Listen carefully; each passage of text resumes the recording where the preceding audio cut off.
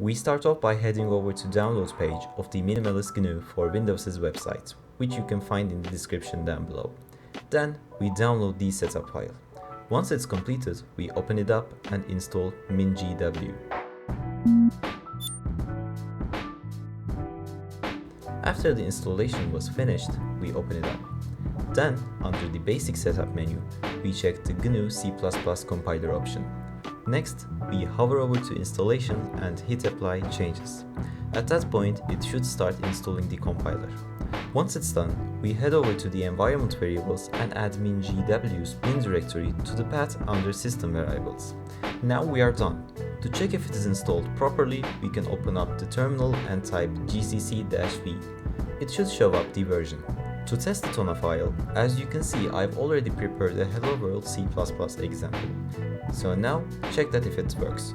We again head over to our terminal and type g++ hello.cpp and as for the output, hello.exe.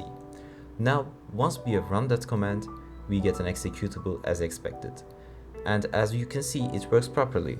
So that's it for this video, and I hope you found this mini tutorial useful. If that is the case, make sure to hit the like button and consider subscribing. See you next time. Take care.